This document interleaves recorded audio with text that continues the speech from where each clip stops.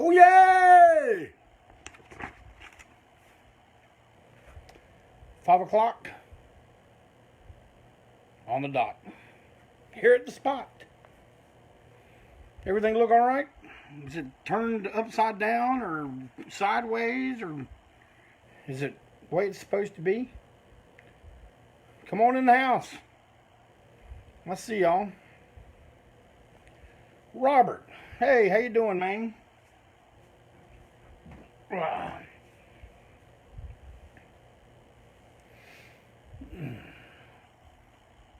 screen look all right? Is everything right? Unlike it was last time? I'm supposing it is. I figured y'all tell me by now if it wasn't. All right. Dylan, thank you. Adam Wolf. Y'all know who Adam Wolf is? The Dean of Sods.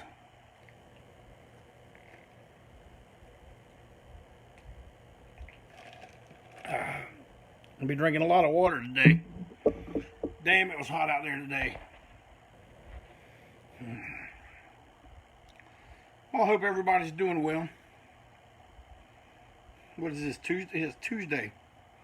Unfortunately, I tried my best to not let this one get too long today. Man, I don't have much battery. I mean, I got about 80% of my battery, but it's been going down quickly. But don't you worry. The unimpeachable President for Life, has many good things to tell. Why am I the unimpeachable President for Life? You don't get out of my administration. You don't vote me out of my administration. I'm in for life. Yes, sir. You want out of my administration, you just gotta go. You ain't voting me out. Let's see, what all we got around here today? Yeah, I got all my figures up on my damn beams up here. It looks alright, don't it? Yeah, Christian Mays, look at there. Captain Catastrophe. What do you think of that?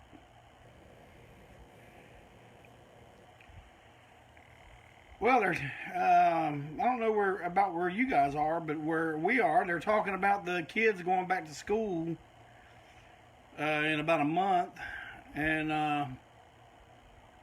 talking about it being half them actually showing up to school and half of it doing it at home. I wonder, will we get any kind of refund on our property taxes since all that's supposed to go to schools and shit like that? Probably not.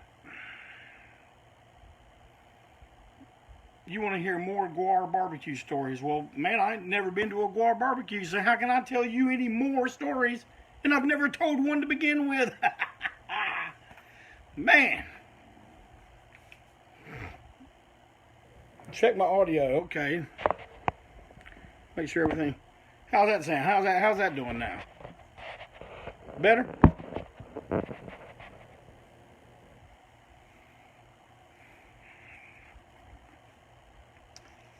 All right.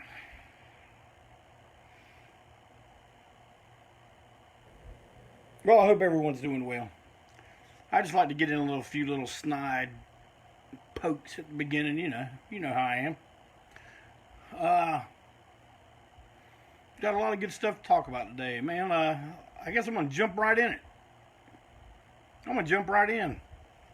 Both feet. To history. We are talking about the lineup with Doug Knight, Sir Barry Hannibal, myself, and Joe Young. And I told you how it all came together, kind of spur of the moment, like a bunch of things do with us sometimes. Sometimes things just kind of go zip, and there it is, But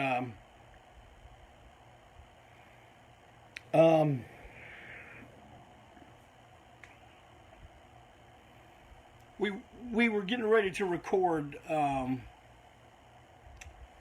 the Boys from Brutalsville LP. And this would be the first LP that TKO, it was our first all-new LP, because at that point, when we signed to TKO, they were doing pretty much exclusively reissues. Because, see, all of our LPs at the time had gone out of print. So they were putting them back in print. And it happened again. Now we're in the process of doing that all again. But now, you know, we're able to add a lot more to them and make them sound better and, you know, all this kind of business. And I've told you guys that the next one on the reissue block is Here to Ruin Your Groove. And, yeah, I'm scouring the archives now to find stuff to go in it and try to not make it be just a reissue of, you know, everything you've seen and heard before. So, but anyway, we go and record with Jamie Hoover from the Sponge Tones, sometimes known as the fifth member of ANTiSEEN, because during this time, man, he did just as much on these albums as any of us. And you know, back then, with all of us, and nothing has changed in this department, you know, we all have such wacky schedules that they hardly ever line up with each other, man. It's always, you know, when we do something, somebody is being put out somehow. And Jamie's thing was he didn't like to work on Saturdays. But, man, that's one thing we all agreed on, is that's the only day we could do anything. So, you know, Jamie had to show up on Saturdays, which he was not happy about. But we also booked the time way in advance, you know. And sure enough, you know, we booked the time, and I'm just getting over a pretty serious bout of laryngitis. And, man, getting through a lot of those songs, you know, I mean, I guess I don't know, when you're young, you know, you feel you got this date, it's got to be this date, you know, and it's not like the record label was knocking at our door, like, where's the new album? You know, it's like we could have taken our time when, in hindsight. But I soldiered on through that album, my throat feeling like razor blades. At one point, I think I told Doug, I said, man, you may have to sing a couple of these songs. You see, that's one of the things really good about having Doug in the band. Doug was another singer. He was a good singer. Barry's a good singer. And they both do well singing with me. You know, we all sing good together. And a lot of Brutalsville was I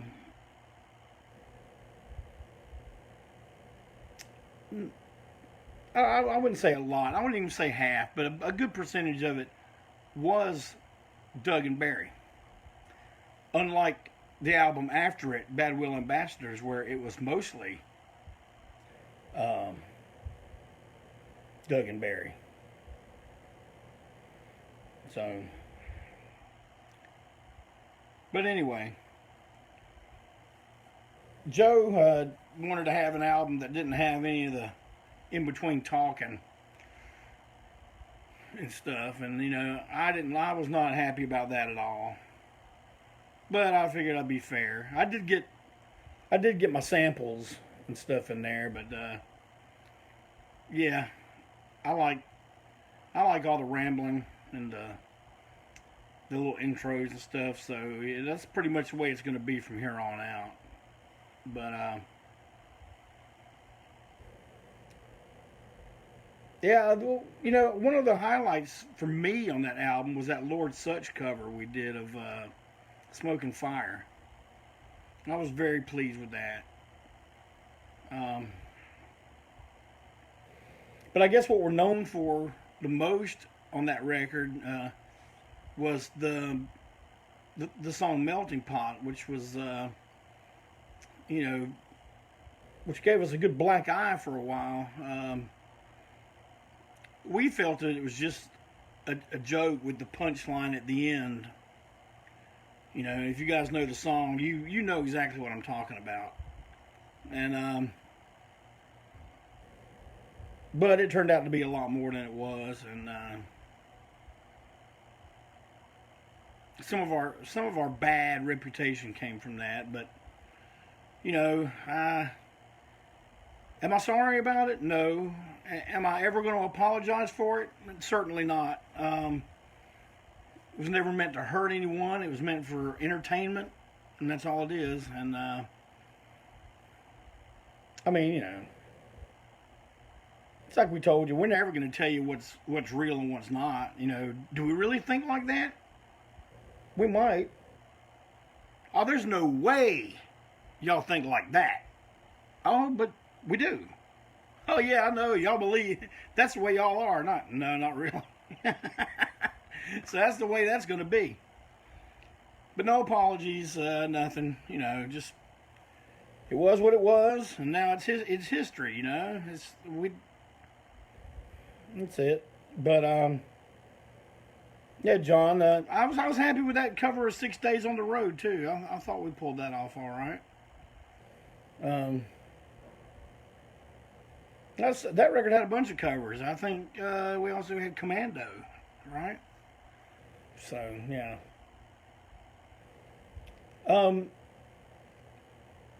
And I also think that was one of the. It wasn't the first, but it was one of the first records we ever had that had a publicist getting behind it. Which meant we got reviewed in a lot of places. Which meant we got a lot of bad reviews. We got a lot of good reviews. And but one of the things that people thought they would hurt our feelings with is taking a pot shot at the cover photo. And man, you gotta understand something, man. It's not like we go into this stuff like going, oh, and then we're gonna have this crown of thorns, and we're gonna hold these chains, and we're gonna look tough. Man, you know, anyone that's been around ANTiSEEN, anyone that's been a fan for us, for, you know, following us for a long time, know about our sense of humor. And we make fun of ourselves a lot. But yeah, we got attacked about the cover because they were saying, you know, all this these guys, you know, look at the cover, they're so stupid. Well, you know, if we upset you with it, who's the one that's stupid? Get what I'm saying? Had a couple members of the band, longtime members, that really let the opinions of people who hated us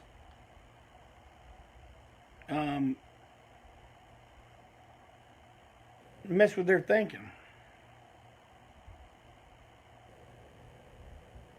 Now, explain. These people hate us. They hate us. Nothing we could do, if it's got our name on it, nothing we could do will make them think any better of us.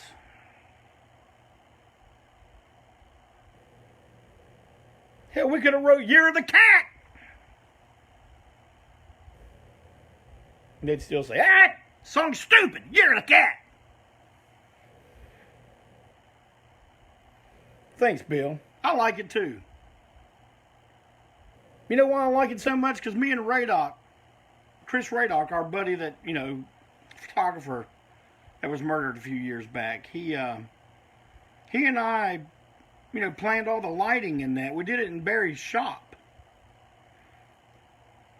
You know, we had the lights shining like all the way in the back. You know, we knew exactly how it was going to look. He put a blue film over his his flash. So it made us blue, you know, and the back had all the yellow and orange light in the back. I was happy with it, and I'm still happy with it. And when we do a reissue with it, it's still going to be the fucking cover.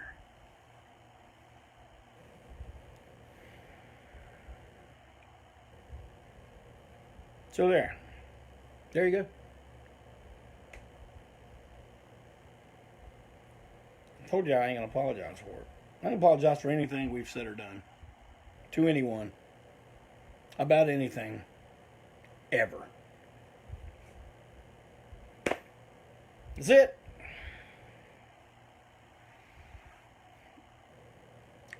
When we toured Europe on that record, I remember playing in Prague.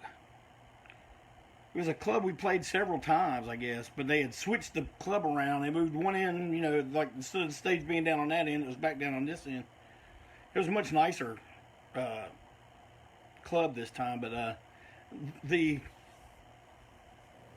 promoter tried to get us everything that was in the cartoon inside the record. I think on the inner sleeve there was a cartoon, and it had, and I think that was the only place Doug got any wild turkey. I think that is correct.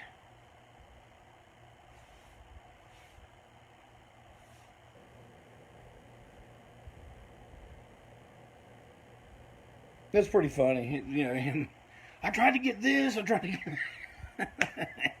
Thanks, man. But like I told you, that lineup covered a lot of ground. We played a lot of places, and man, it was always cool having Doug on stage because it was kind of like having a paid bodyguard. I remember one show in particular in Charleston, South Carolina. That was one of them things. There was like, I don't know, 6 band or something. And man, look, I ain't trying to be a dick or nothing, but man, I can't sit through that many bands before we play. You know. First of all, and you know, if you guys want to think I'm an asshole or something, here's why I don't like to talk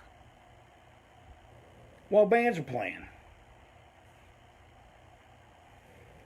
It's because, you know, well, first of all, a band's playing at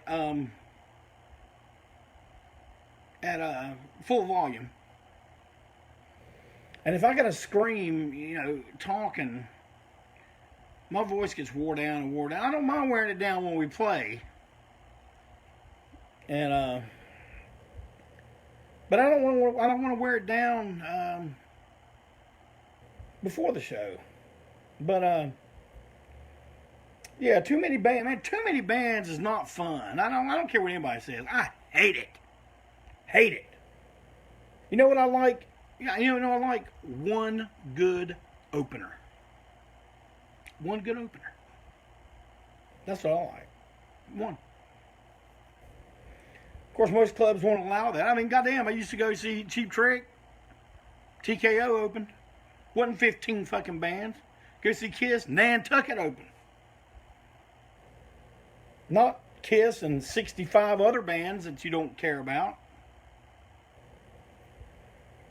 So yeah, I try to stay. It's not that I don't want. I mean, listen, I love meeting our fans, and that's why I'll talk to fans and sign stuff and take pictures with you guys and gals and everything all night long.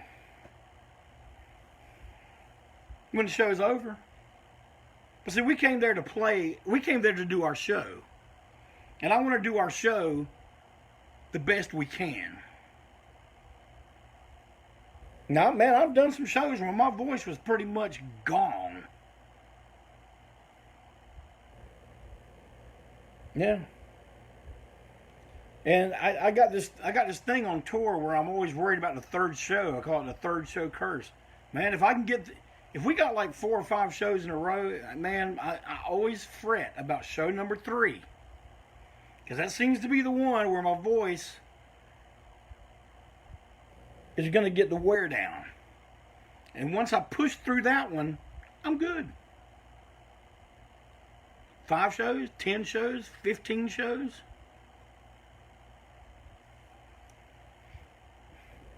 Don Mize, but the COS shows. Man, the COS shows and the Rule Breakers Ball, I mean, those are some exceptions. I mean, that's quality bands from start to finish. And no one plays too long.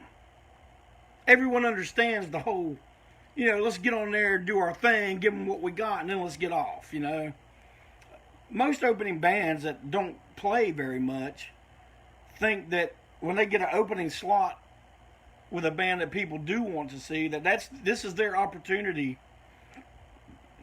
to showcase their entire catalog and, to show you all the moods they have and stuff. And, man, we have had openers play an hour and a half before. And after a few times of that kind of shit, we started taking a lot more control over that. I mean, I don't like going on late. They used to put us on at midnight. 1 o'clock in the morning, man, I don't do that. We don't do it no more. Of course, in 2020, we hadn't played any shows except for the live broadcast. Vocally, what is the hardest song to pull off? Man, the ones where there's not a lot of break in between verse and chorus. Like if we were doing "Run My World," I try to put that up near the beginning of the set so I can get through that okay. Opener 30 minutes, 30 minutes tops. Man, a good opening band, man. When you're an opening band,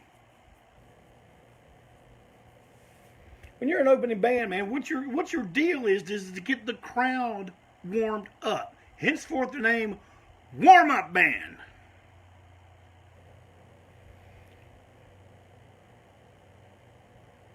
We don't need your entire catalog, man. Just pick about 8 of your most kick-ass songs.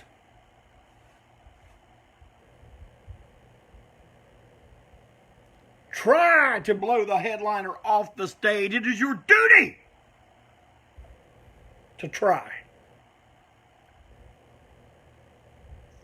Your duty is to warm the audience up. If you do really well, you know what you get out of it? You get some new fans that have never seen you before. And you didn't wear them the fuck out. You didn't play so long that they all want to go outside and smoke going, God damn, when's so-and-so coming on? Most of you guys on here already know this stuff. I know I'm preaching to the converted right now. But maybe once we're talking about trying to move these things over to YouTube eventually. And hopefully, if there's anyone that can tell us how to do that, please do. But that's when, hopefully someone will hear this. Yeah, Dead Boys played 20 minutes at the Milestone. I know there's a couple people upset, but man, I thought it was one of the greatest shows I ever saw in my life. I don't need a 2-hour damn show, man.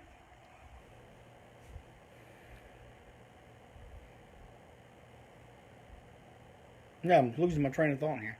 But anyway, so back to this thing in Charleston. I went up the street to a theater, some kind of dinner theater, and I watched that some movie, Chow something, Love Julie Newmar.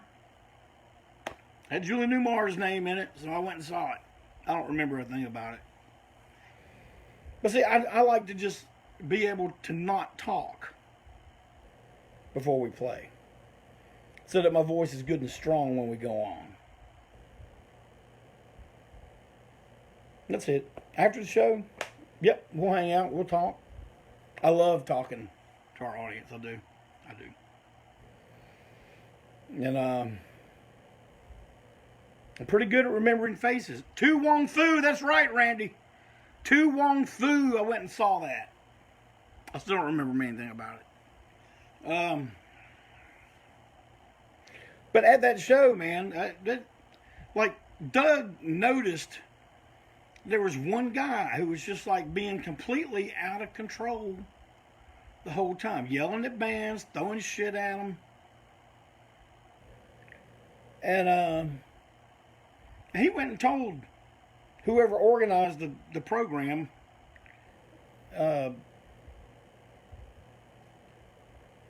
this guy right here,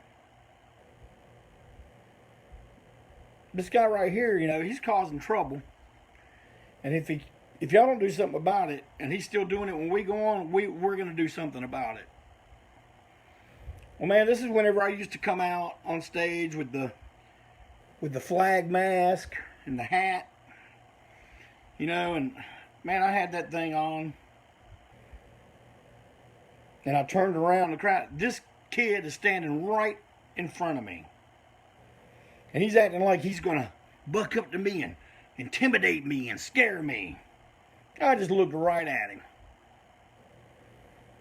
And then when it came time, I pulled the mask off. He's still standing there like he's going to do something, and I just said, whoo, pushed him right off the fucking stage. Well, he did something else. He threw something. Maybe that's who you're talking about, threw the bottle, John. But next thing I know, Doug's off the stage, on the damn floor, got the guy on the ground, and man, I saw Doug's fist go bam on that guy's head, and that head did not bounce. And to this day, I don't know, Doug's missing these knuckles right now, because I'm telling you, he knocked the shit out of that guy. Show goes on. Show goes on. Hate idiots like that. I don't know. Sometimes it makes the show. What are you going to do? But, yeah, that's, pretty much the best of seeing you pop an asshole. Yeah, man, I've hit a lot of people. I'm not proud of it or nothing, but man, we just don't take no bullshit. When we're on stage, we're all 10 feet tall and bulletproof, so some things some things happen. Things happen.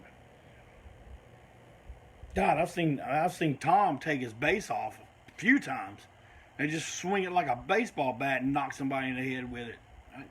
I have seen that. Him and Joe both whacked somebody one time. We just don't take shit. We came to play music and have fun, not to take shit.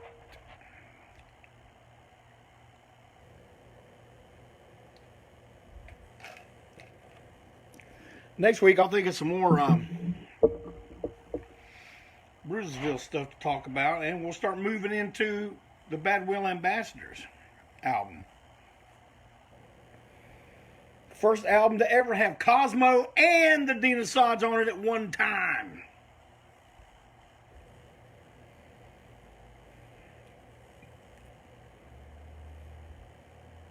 Well, y'all got something to show you. Do I remember knocking a dude out at the Highlander? Didn't John hit that guy? Did I hit him or John did? I know John knocked the hell out of somebody at the Highlander because they stepped all over his shit.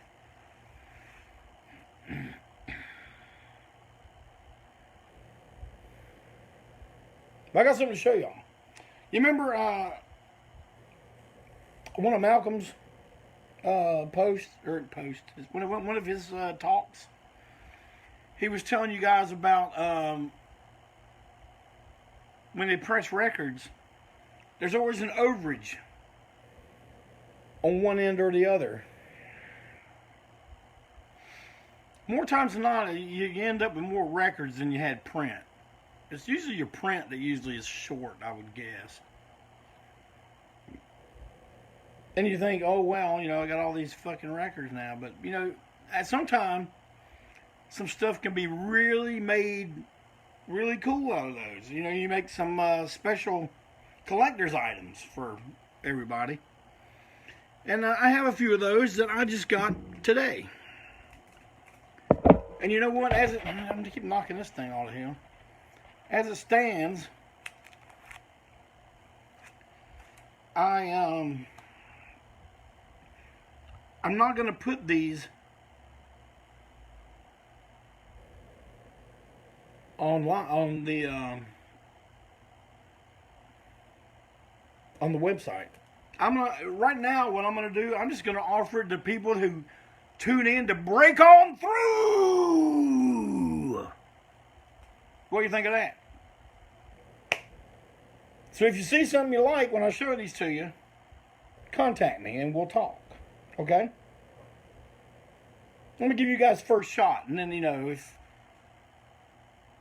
the sales kind of slip, then I'll put them on the website. But what we have here, we got overages of some of the stuff we printed on TKO, and we've made some silk screen. Am I still there? Am I still here? The thing came up and said it was trying to connect. Let me know I'm still here, fellas.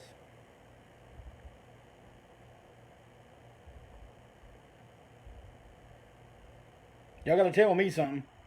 Yes, Lee? Okay. All right.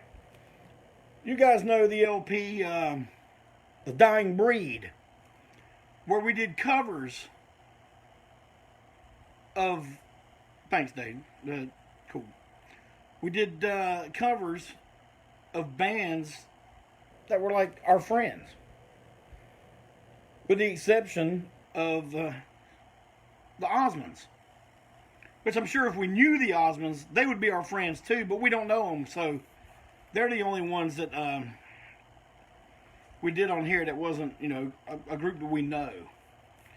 And here's a version of the baby blue vinyl Dying Breed. Now these are hand silk screened, and it's these covers like this. See here? And then you got a black inner sleeve there, and baby blue LP inside. And of this thing right here, we've got 25. Only 25 of this one. Now, whether you know it or not, the night of the 35-year anniversary show, we had silver vinyl with a special anniversary show sticker on the cover, meaning that you can only get that one at the show. But there was an overage. So there's the silver vinyl edition with the silver silk screened ink. See, look at there. Man, that's all right. I don't care who you are. Yeah. All right, now here's the one that's going to blow your mind.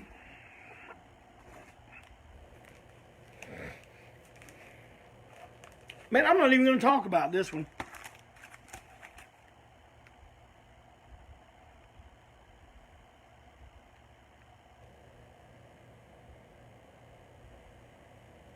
Brown vinyl.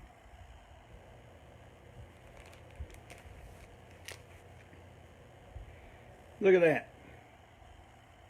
What about that?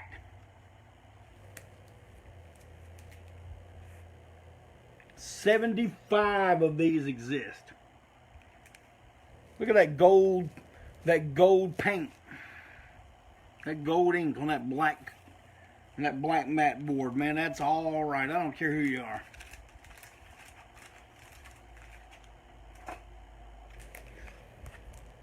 All right. Now, you know when the Gigi record came out, we did a special 100 copies, I think, on red vinyl. That was the Merle Allen editions. Got overage.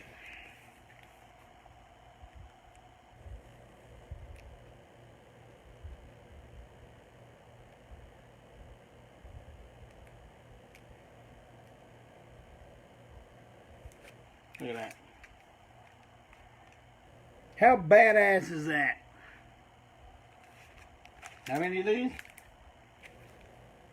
66.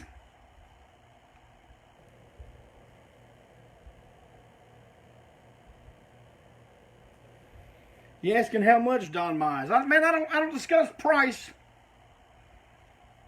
on Break On Through. You got to break on through and message me. And I'll tell you how you can get these rare collectible items. Now very soon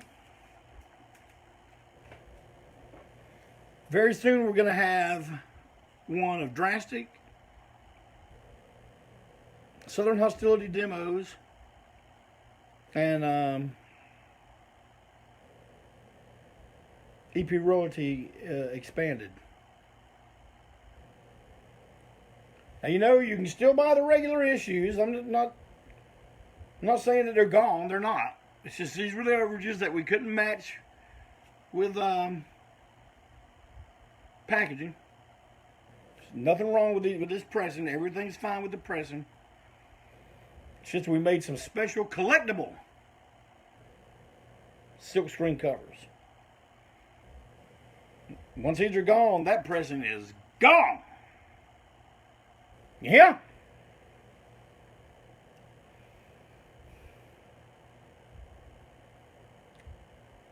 What time is it? Well, let me see what time it is right quick.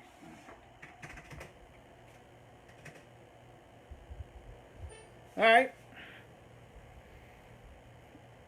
Got time for a few questions. Excuse me while I take a sip of this grape soda. Which, by the way, let me give these guys a little plug. Zevia, 0 calorie, sweetened with stevia.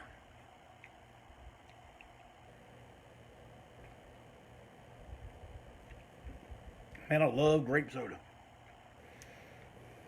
All right, come on, let's hear some questions. Get about 3 or 4 in. Now remember, those are only available right now to Break On Through viewers. Hated it.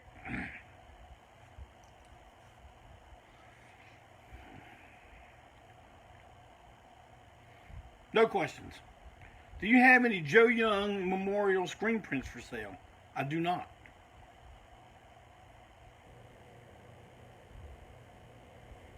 I do not.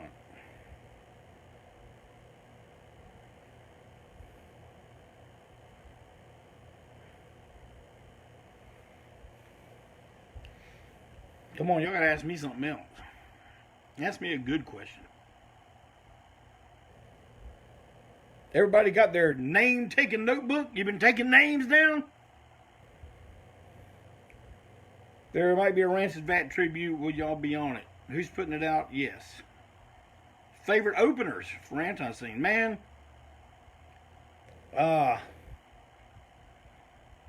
we always said that if we could take a band with us to open for us all the time, it would be Self-Made Monsters.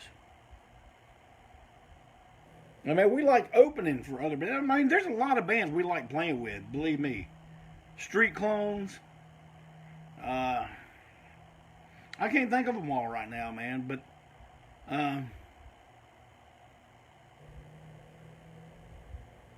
thought any more about Pappy. There ain't gonna be a Pappy shirt, Hoss. There'll be an Uncle Goddamn, but there ain't gonna be a Pappy.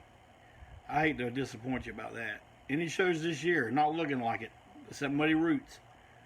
As far as I know, Muddy Roots is still going. Hey, Stephanie from Canada. Muddy Roots at the end of August, 1st of September.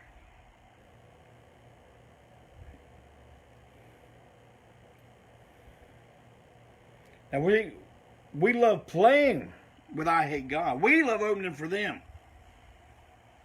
Man, that tour we did with them and the Obsessed, like, I don't know, man, that's like the perfect rock and roll show, if you ask me. When we did the live broadcast a few weeks back, man, I heard from Wino. that night that it aired. It was really cool. So Muddy Roots has been postponed. Is that right, Bill? Because no one's told us shit.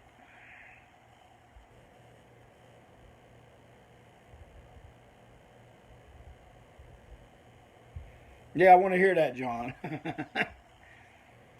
Will we be doing more live video shows? Yes, we're going to. That was a lot of fun for us, and apparently you guys had a great time. And man, I think that we're going to do that. Matter of fact, we may do it before this, but we plan on doing one of those shows.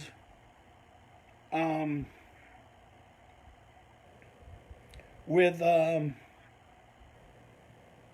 when the Here to Ruin Your Groove reissue comes out, and doing a set with as close to that lineup as we can get, which would be me, Sir Barry, Trip McNeil, and Mad Brother Ward. Christmas show. We may very well have to do the Christmas show that way. I'm hoping we can play at the Tipsy Burro at Christmas. I'm hoping, a lot of this is a lot of this has fixed itself. Me personally, I think we'll never hear another word about it on November 4th. But hey, what do I know? I don't know nothing.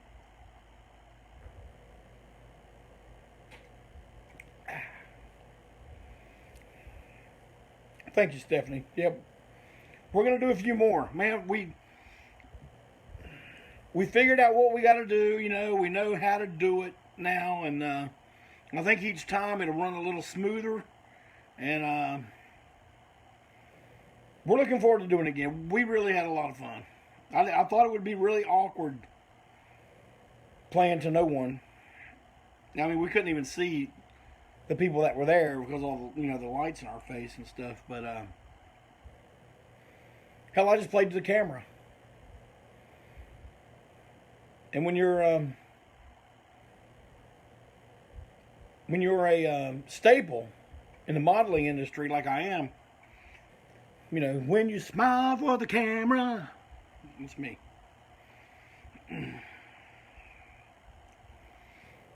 Any more questions before I sign off?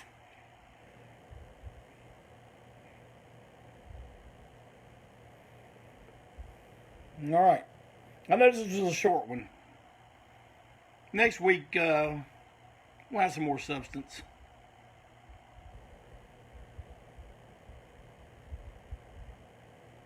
But, what's my dream car? Oh, man, I would love to have one of those 70s GTOs or that Charger that on Bullet. Was that a Charger or a Mustang? It was like an olive green with the black stripe down it. God, that was cool. Something like that. That's what I really love to have. Coming to Europe next year. I don't know. I hope so. Hell, I hope we can play Gastonia next year. Yeah, 68 Mustang. That's what it was. Good to see you, Don.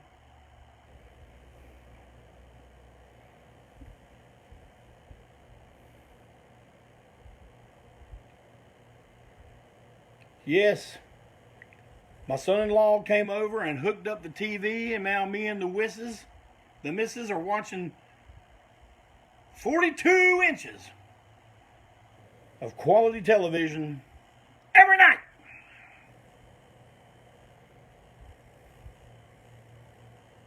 Yeah, you guys know what I'm talking about, that Bullet Steve McQueen car.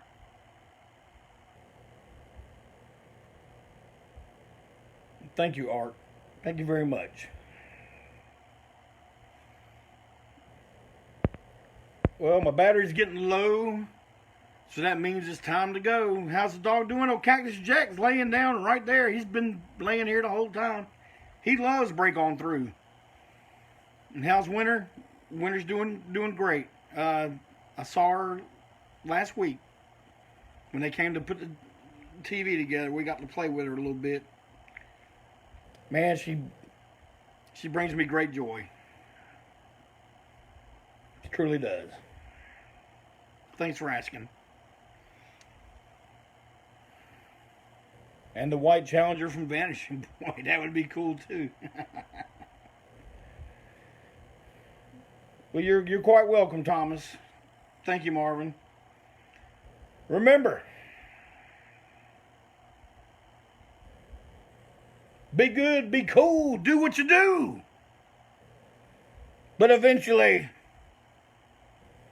you're going to have to break on through.